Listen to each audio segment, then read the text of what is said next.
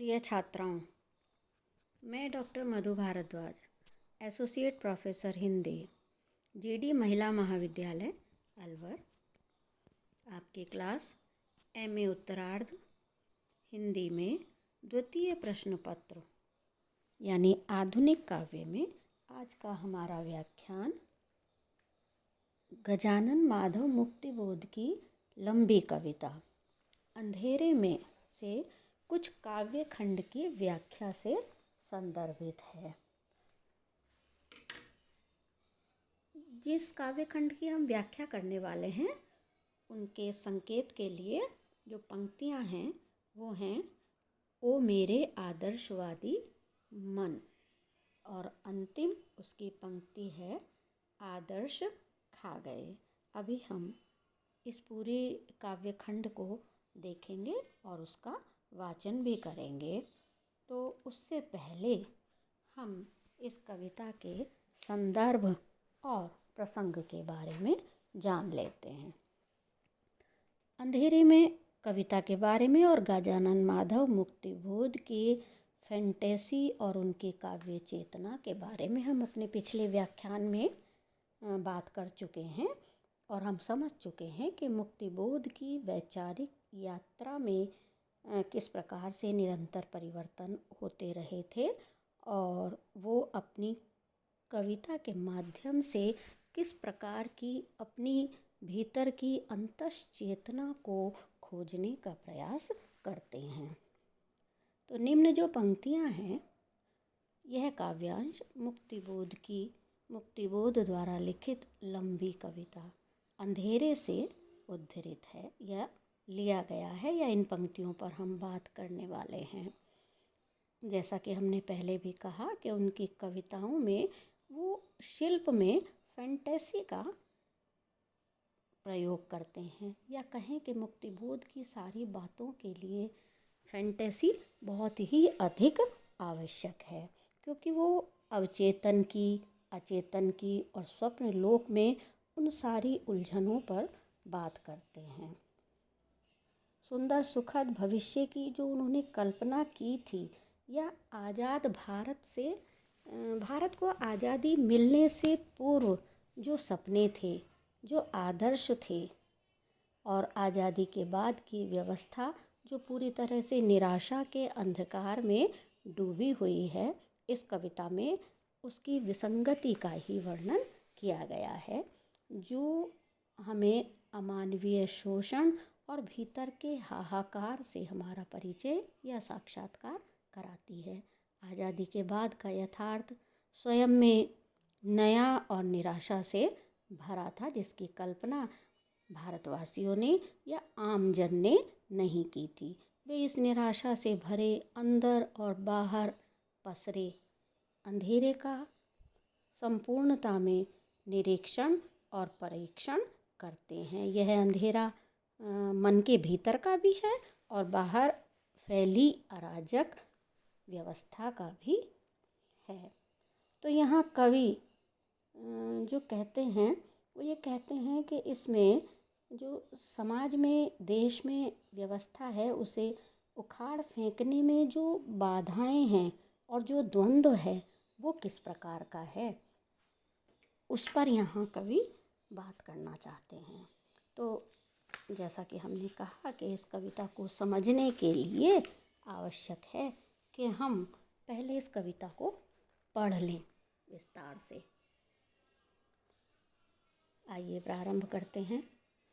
ओ मेरे आदर्शवादी मन, ओ मेरे सिद्धांतवादी मन, अब तक क्या किया, जीवन क्या जिया, उदंभरी बन अनात्म बन गए, भूतों की शादी में कनात से तन गए, किसी व्यभिचारी के बन गए बिस्तर, दुखों के दागों को तमगों सा पहना, अपने ही ख्यालों में दिन रात रहना, असंग बुद्धि वे अकेले में सहना, जिंदगी निष्क्रिय बन गई तलघर, अब तक क्या किया, जीवन क्या जिया, बताओ तो किस किस के लिए तुम दौड़ गए, करुणा के दृश्यों से हाय मुख मोड़ गए, बन गए पत्थर, बहुत ज़्यादा लिया, दिया बहुत कम, मर गया देश। अरे जीवित तुम रह गए। लोहित पिता को घर से निकाल दिया, जनमन करुणा सी माँ को हकाल दिया, स्वार्थों के टेरियर कुत्तों को पाल लिया, भावना के कर्तव्य त्याग दिए, हृदय के मंतव्य मार डाले, बुद्धि का भाल ही फोड़ दिया, तर्कों के हाथ उखाड़ दिए, जम गए, जाम हुए, फंस गए, अपने ही कीचड़ में धंस गए, विवेक बघार डाला, स्वार्थों के तेल में आदर्श खा गए। अब हम इस कविता की भाव या आशय पर थोड़ी सी बात करते हैं। यहाँ कवि कह रहा है कि शोषक वर्ग निरंतर शोषितों को लक्ष्य से च्युत कर रहा है। कवि आत्मनिरीक्षण करता है, आत्मविश्लेषण करता है और अपनी ही आत्मा को उद्बोधित करने का प्रयास करता है।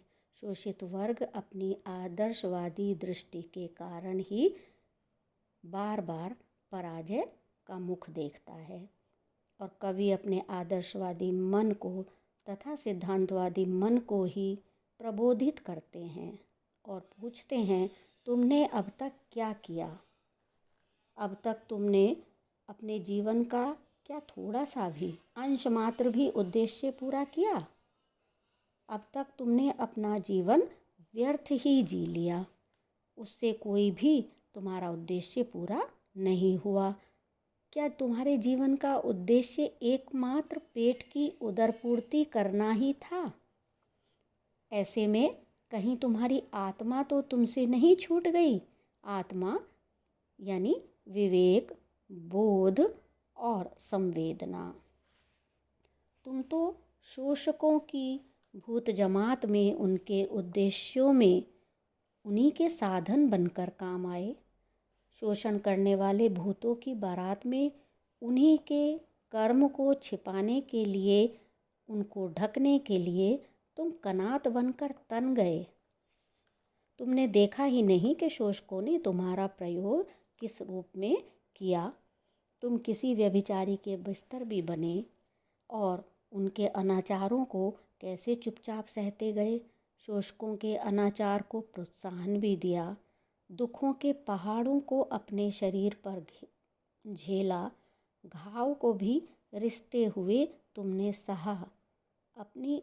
और इन घावों को क्या बेवकूफ़ी तुमने दिखाई, क्या मूर्खता दिखाई कि उन्हीं घावों को, उन्हीं कष्टों को तमगा समझकर वीरता से इसी युद्ध में लगे रहे। अपनी बुद्धि से किसी की भी बुद्धि का तुमने साथ नहीं लिया, कभी भी अपना हित चिंतन नहीं किया, तुम्हारा भला किस में है ये नहीं सोचा और इसी रास्ते पर अपनी बुद्धि को बिल्कुल पीछे धकेल कर चलते रहे, बल्कि निकृष्टता के हद तक नीचे जाते रहे, जैसे तल घर में जाकर कोई व्यक्ति मुंह छुपाकर बैठ जाए। तुम न जाने किस किस की सहायता करते रहे। तुम ये समझे ही नहीं कि कौन तुम्हारा हितैषी है और कौन तुम्हारा शत्रु है। तुम्हारे साथी, सहयोगी, उन्हीं के दुख दर्द, उन्हीं के कष्टों को तुम नहीं देख पाए और तुमने अपने हृदय की सारी करुणा, सारी संवेदना को मानो पत्थर बना लिया। भाव शून्य हो गए। उनकी आँखों में झलक रही दया की भीख भी तुम उन्हें न दे सके। और यहाँ कवि अपना ही विश्लेषण करते हैं, अपने को ही लानतें भेजते हैं और पूछते हैं कि भला तुम इतने स्वार्थी कैसे बन गए? क्या समाज से केवल प्राप्त करना ही जीवन का उद्देश्य था? क्या इसको कुछ देना या उसको प्रतिदान में इस समाज के लिए कुछ करना तुम्हारा उद्देश्य नहीं था? तुमने अपने पिता, जो तुम्हारा हित चाहते थे, उनसे भी अपना पल्ला छुड़ा लिया, उनके भी सहायक तुम नहीं बने। माँ के प्रति भी दया और करुणा तुमने नहीं रखी, एक मातृ धर्म का भी या पुत्र धर्म का भी पालन नहीं किया, वरन दूसरी ओर अपने शौक पालने के लिए तुमने टेरियार कुत्तों को अपने साथ रखा और उनका पोषण किया, अपनी भावनाओं को तुम दबाते ही चले गए, संवेदनाओं को सुखाते ही चले गए। तो तुम्हारी हृदय और बुद्धि का यह कैसा सम्मिश्रण था कि तुमने हृदय को पूरी तरह उपेक्षित किया, बुद्धि का सिर फोड़ दिया, जिससे बुद्धि नाम की कोई बात चीज़ तुम्हारे पास रही ही नहीं। तर्क सारे मानो तुमने एक तरफ गिरवी रख दिए। अपने हित के लिए तुमने कभी खड़े होकर कोई प्रश्न नहीं किया।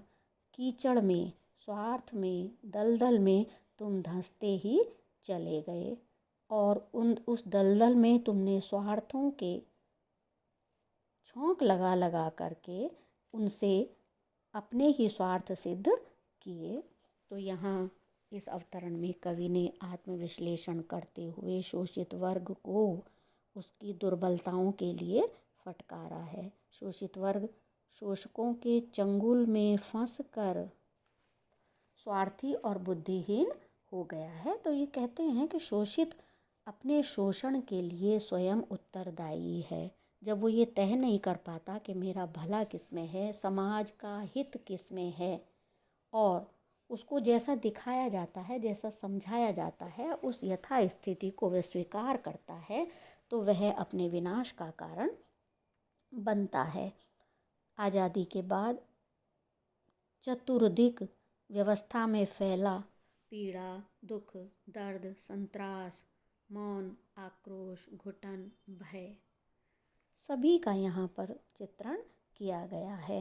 आम जनता का सपनों से भंग होना, विश्वास टूटना, मूल्यों का ह्रास होना, रोटी का संघर्ष करना, ये सब हमें इस लंबी कविता अंधेरे में देखने को मिलता है।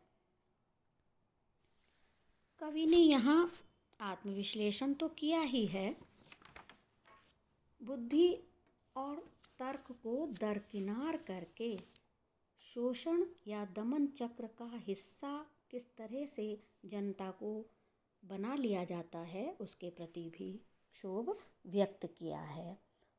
और अफसोस यहाँ कवि को है अपने जीवित होने पर, अफसोस है अपने आदर्श, अपने चिंतन, अपने सिद्धांतों को दरकिनार कर देने पर, और वास्तविकता जानकर बस अज्ञानी बन के सुस्त पड़े रहना, यानी निष्क्रिय रहना, आंखें बंद करके सोए रहना, शुतुरमुर्ग की तरह सामने के संकट को ना पहचानना। ऐसी स्थितियाँ मनुष्य को या किसी भी इंसान को सपनों में आतंक पैदा करती हैं।